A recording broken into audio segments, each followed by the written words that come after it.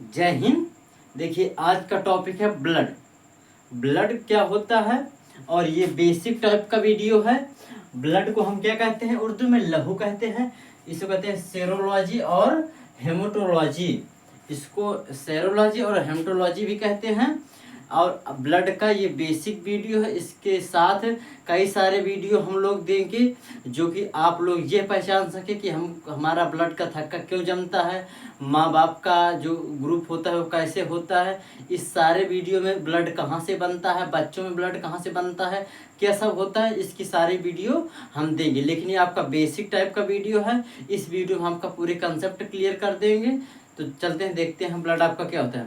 Blood में आपका यह है एक प्राकृतिक कोलाइड है। कैसा कोलाइड है? नेचुरल कोलाइड है। आप इसको ये तो नहीं कह सकते कि ये कोई होली का रंग है कि जाके उसमें रंग मिला दे और लाल रंग हो जाएगा। ये का प्राकृतिक रंग है जो कि आप इसको कभी नहीं बना सकते। कोलाइड है जो कि ये सिर्फ प्राकृतिक ही देन है।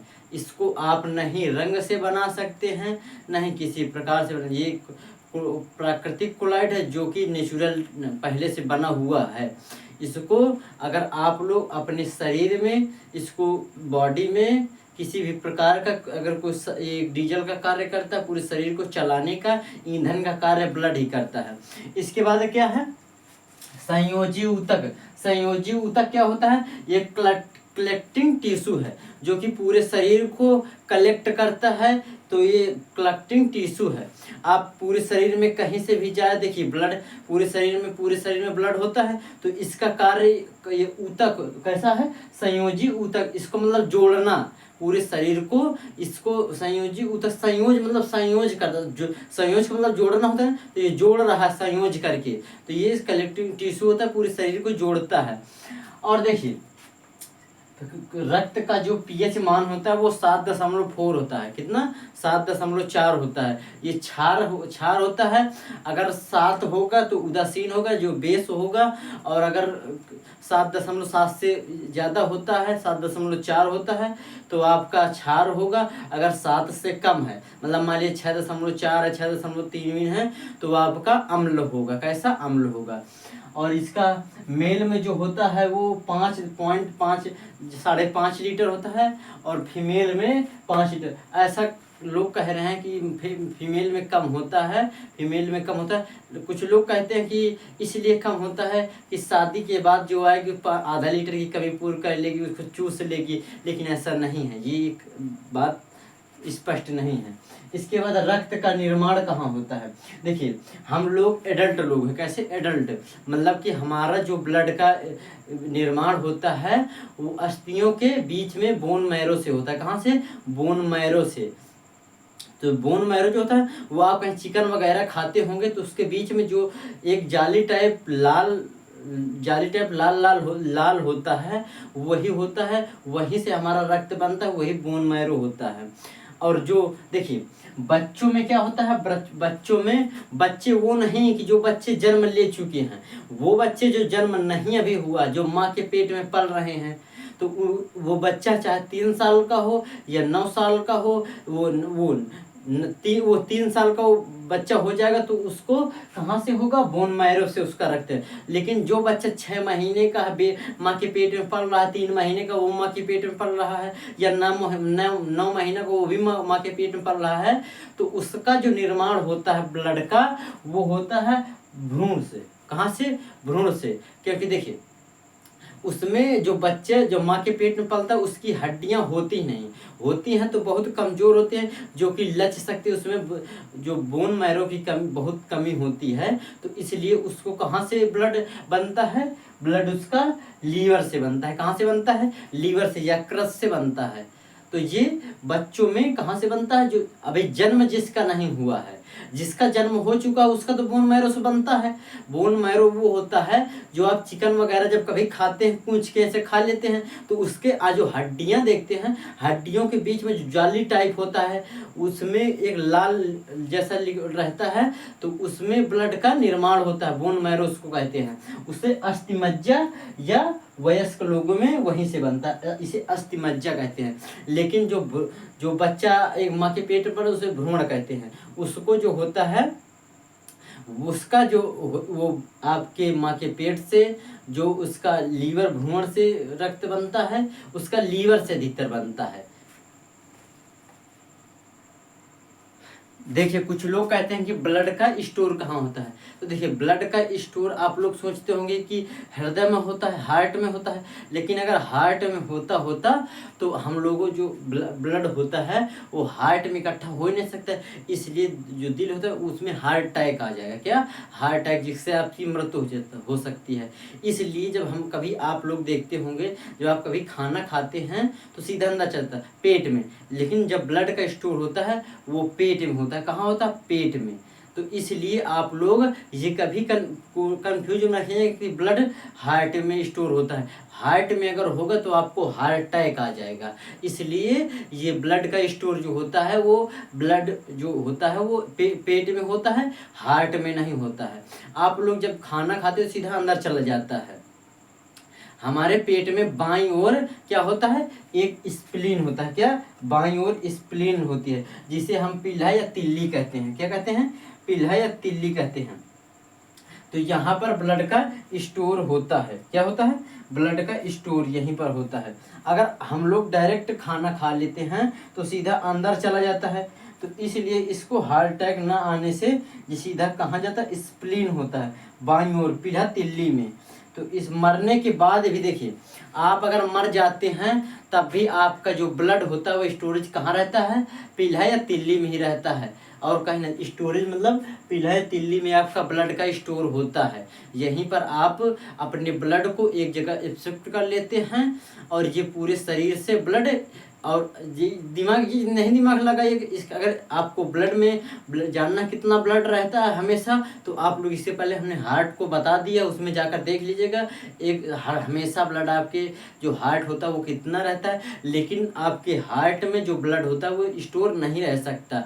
इसलिए कहाँ रहता है? स्प्लीन में, तिल्ली में पीला होता है, वहाँ पर ये स्टोरेज रहता है। कोलेस्ट्रॉल, क्या? कोलेस्ट्रॉल 200 ग्राम डेसीलीटर हमेशा होता है। कितना? 200 ग्राम डेसीलीटर।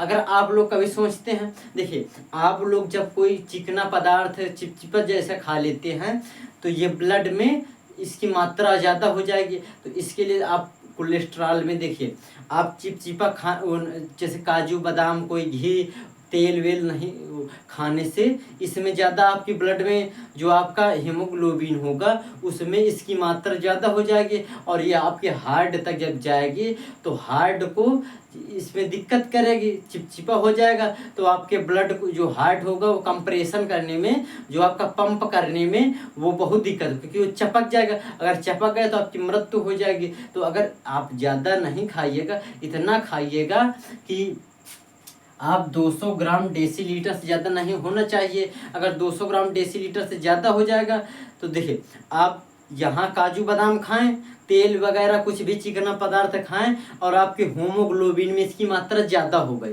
जब आपकी इसकी मात्रा ज़्यादा हो जाएगी तो आपके होमोग्लोबिन में जब ये हार्ट में जाएगा तो हार्ट जो चिपचिपा पदार्थ होता है उसको जो पंप करने में उसको काफ़ी परेशानी होती है। अगर वो चपक गया बाई चांस तो आप हो सकता है आपकी मृत्यु हो जाए। इसलिए इसको उतना ही खाइए जितना आपके लिए सही है। तो इसलिए कोलेस्ट्रॉल जब पैथोलॉजी में कहीं जाएंगे तो उसको किस में नापते हैं? डेसीलीटर में। किससे? डेसीलीटर में आपका नापेगा।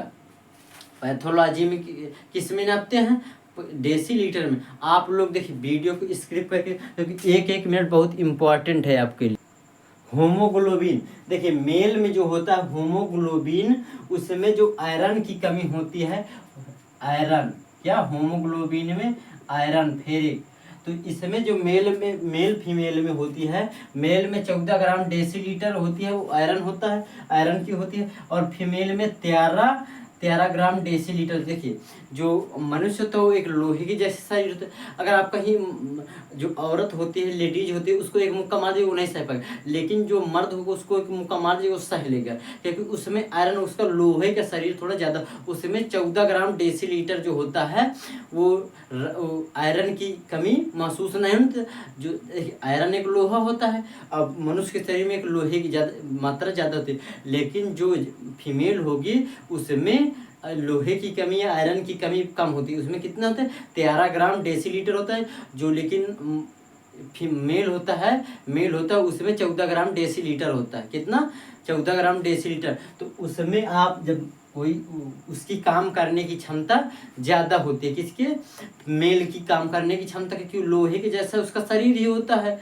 वो आप उसको कितना भी पतला हो, कितना भी, लेकिन उसमें हमेशा एक फीमेल से ज़्यादा ही रहेगी। मतलब कि अगर बहुत वो कमज़ोर होगा तो नहीं कह सकते, लेकिन अगर वो सही साल्ट खा पी रहा है बढ़िया सा, तो उसमें एक अच्छा सा आयरन की कमी नहीं होगी, जिससे वो अच्छे एक महसूस करेगा, नहीं हमारा शरीर सही है। अब देखते हैं रक्त परिसंचरण की खोज। रक्त कैसे मतलब होता है? तो रक्त का जो परिसंचरण हुआ था वो सबसे पहले विलियम हार्वे साहब ने किया था। कौन सा? विलियम हार्वे नामक एक वैज्ञानिक थे जिन्होंने रक्त का परिसंचरण किया। नहीं, रक्त इस प्रकार क्या होता है, तो किसने किया था? विलियम हार्वे ने किया। आपसे कोई पूछे कि एग्जाम में कैसे होता है, तो विलियम हार्वे को बता देना, विलियम हार्वे ने किया था। अब देखते हैं ब्लड का कार्य। ब्लड का कार्य ताप नियंत्रण। क्या ब्लड का कार्य क्या होता है? इसको किसने बताया? विलियम हार्वे साहब ने बताया। ताप नियंत्रण। देखिए, आपको शरीर में जिंदा रखने के लिए, आपका शरीर जब जिंदा रहेगी तो ब्लड का सर्कुलेट होना बहुत, गति करना बहुत जरूरी है। अगर आपकी शरीर में ब्लड गति करता हुआ जाएगा तो कितने में आपकी शरीर, देखिए आप जैसे हाथ रगड़ेंगे तो उसमें एक ऊष्मा उत्पन्न होगी। जो ऊष्मा, तो खून गर्म रहेगा, मतलब कि रक्त गर्म रहेगा। आप ऐसे किसी भी वस्तु को रगड़ेंगे तो एक उसमें ऊष्मा होगी, वो उसको गर्म कर देगी। इसी प्रकार जब आप बार बार आपका ब्लड सर्कुलेट तो वो गर्म रहेगा। जो गर्म रहेगा वो 27 क्या रहेगा? 27 सेंटीग्रेड रहेगा। कितना? 27 सेंटीग्रेड आपके शरीर में। वो 37 सेंटीग्रेड, सॉरी, वो 27 नहीं, 37 सेंटीग्रेड हमेशा आपके शरीर में ब्लड, आपके शरीर का टेम्परेचर रखे। कितना? 37 सेंटीग्रेड। तो आप ये ध्यान करिएगा, 37 सेंटीग्रेड आपके शरीर को वो हमेशा एक उस पर रहे, और पूरे शरीर में खून दौड़ता रहे। क्या? पूरे शरीर में खून, जब तक पूरे शरीर का तापमान 37 सेंटीग्रेड में घूमता रहेगा तो उसकी स्पीड एक फिक्स होती है। क्या होती है? उसकी स्पीड फिक्स होती है। जो आपकी 37 सेंटीग्रेड जब रहेगी तो आपके ब्लड की स्पीड फिक्स रहे। कितना? 120 से जाएगा और 80 से वापस होगा। कितने से? 120 से धक धका ससुरा जाएगा खून, और कितने से? 80 से वापस आएगा धक धका के। तो कितने? तो 180 100, मतलब कि 120 से जाएगा और 80 से वापस होगा। तो 120/80 क्या है? 120/80। ये हमारे शरीर में इसी अपान से खून दौड़ता है। देखिए, ब्लड कहाँ जमता है? तो ब्लड कहाँ जमता है? स्प्लीन में जमता है। कहाँ पर? स्प्लीन में ब्लड का जाके जम जाना, मतलब ये जमना नहीं कि वो थक्का बन जाए, वो जाकर वहीं पर रुक जाता है। आप जब देखते हैं आपको मलेरिया नामक एक बीमारी होती है, उसमें क्या खराब होता है? स्प्लीन खराब होती है। क्या? स्प्लीन खराब हो जाती है, जिससे अब आपका रक्त खराब हो जाता है। क्या खराब होता है? किस बीमारी में होता है? मलेरिया नामक बीमारी में आपका स्प्लीन खराब हो जाता है। पोषक पदार्थ का परिवहन, मतलब पोषक पदार्थ का संचरण। आप जैसे कोई चीज़ खाते हैं तो सीधा जाकर आपके शरीर में डाइजेस्ट होकर वो आपके ब्लड में मिला देगा। आप दवा खाएंगे, इंजेक्शन लगवाएं, उसमें आप जब लगवाएंगे खा के, वो डाइजेस्ट होकर कहाँ से जाएगा? वो न्यूट्रिशन होकर आपके ब्लड में मिला देगा। कौन? पोषक पदार्थ। मतलब जैसे आप कोई चीज़ खाएं, वो आपके शरीर की तरह सही है, मतलब ब्लड की तरह सही है, उसको आप खाकर डाइजेस्ट कर, मतलब पेट में डाइजेस्ट होगा, उसके बाद वो आपके ब्लड में मिला दे। किस में होता है? पोषक पदार्थ के परिवहन, मतलब पोषक पदार्थ के परिसंचरण में होता है। पोषक पदार्थ के परिसंचरण में। गैसों का परिवहन, मतलब आप जब गैस कोई सी ऐसे सांस लेते हैं तो उसमें कितनी क्या ऑक्सीजन गई, कार्बन डाइऑक्साइड गई, कितनी गैसें गई, उसको हमारा सारा कार्य कौन करता है? फेफड़ा करता है। फेफड़े का मतलब होता है, जैसे फेफड़ा में रक्त का संचरण होता है, रक्त का संचरण हुआ और वो आपके यहाँ से एक जो आपका फेफड़ा होता है एक टंकी का कार्य करता है। किसका? टंकी का कार्य करता है कि आप यहाँ से लाइएगा हीमोग्लोबिन को और हम इसको ऑक्सीजन देंगे, इससे आप जाइएगा ऑक्सीजन लेके पूरे शरीर में जाए और बाहर से क्या लाए, कार्बन डाइऑक्साइड लाकर फिर फेफड़े को देगा, फेफड़ा फिर उसको करके फिर ऑक्सीजन दे के पूरे शरीर में कर दे। तो फेफड़े का कार्य क्या है, एक टंकी निर्धारित है कि यहाँ फेफड़ा एक क्या फेफड़ा यह कार्य करता है कि केवल यह एक जगह है कि आप CO2 को लाएं और यहाँ से ऑक्सीजन को ले जाएं।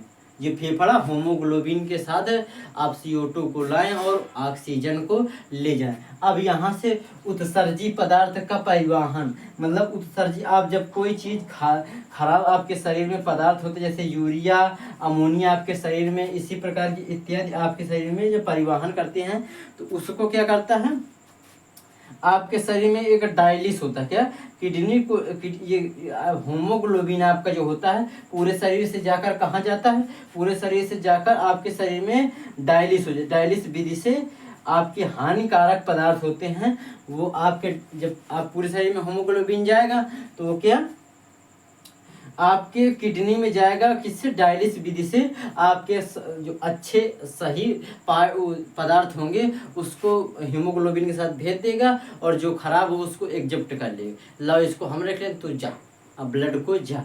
तो इसके अगले नेक्स्ट वीडियो में हम इसके कई सारे बेसिक वीडियो भी बताएंगे और ये भी बताएंगे कौन सा ग्रुप किस में, अगर पिता का ग्रुप O है तो माता का ग्रुप क्या होगा, तो बच्चे में संतान में किस ग्रुप का क्या होगा। इस तरह के सारे वीडियो, और ब्लड क्यों जमता है, ब्लड लाल वाल क्यों होता है, इसके सारे वीडियो अगले नेक्स्ट वीडियो हम दे देंगे।